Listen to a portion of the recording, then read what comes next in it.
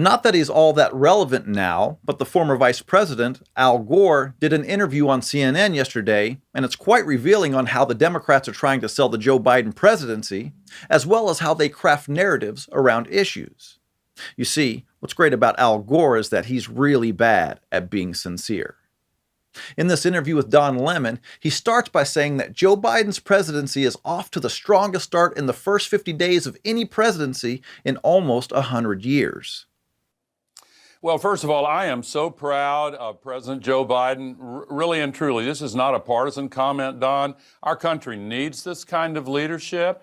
I honestly think that he is off to a stronger start in the first 50 some odd days of any president since Franklin Delano Roosevelt. I see it. He doesn't see that because it's not true.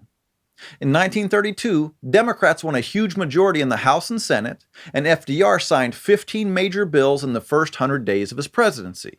It's nothing like that today.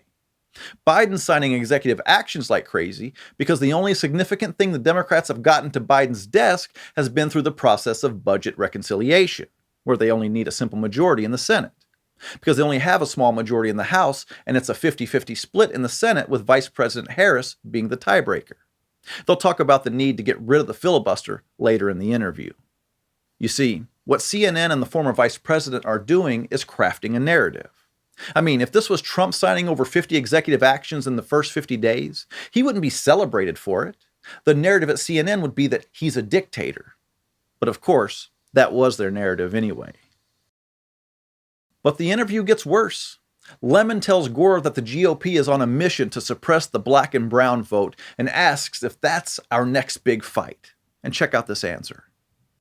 Absolutely. I mean, this is really and truly un-American, Don. It is a naked effort to try to suppress black, brown, and indigenous votes, suppress any kind of votes from people who they think will not go for the far right, promote the interests of the wealthy program. What? The far right are now the people who promote the interest of the wealthy? Since when? Let me give them their credit. I think they actually believe that this country would be better if the wealthy and powerful had more control over all of the decisions. Al Gore just said that Republicans believe that the country would be better off if the wealthy and powerful made all the decisions for us. And he said that while trying to make the case that the Washington establishment should take control over state elections.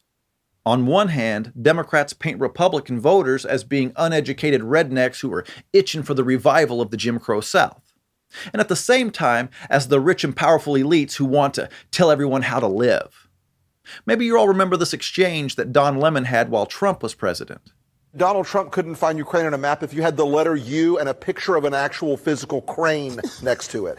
He knows that this is, an administration defined by ignorance of the world.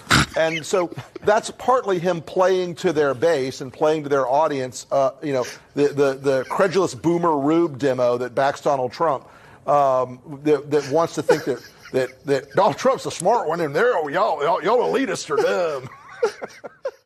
That was so true to Mr. Sourfruit that he had to double over laughing. But now he somehow agrees with Vice President Doom and Gloom that the Republicans are the rich and powerful elites trying to suppress the vote of the uneducated. They can't have it both ways, but of course they do because they control the narrative. Now, this next question is absolutely unbelievable. Check it out. We have seen how the filibuster has been used in the past to try to derail civil rights legislation. Your father, Senator from Tennessee, was in the Senate in the 60s when civil rights legislation was being filibustered. You served in the Senate yourself. Does the filibuster need to go, Mr. Vice President? Now, some of you know why that question is so ridiculous, and some of you probably don't. Don Lemon brings up the filibuster with the context that back when Al Gore's dad, Al Gore Sr., was a senator, it was used, presumably by racists, to filibuster civil rights. And that's true.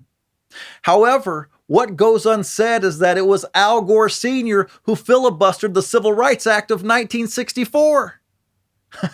Are you kidding me? Talk about the elephant in the room.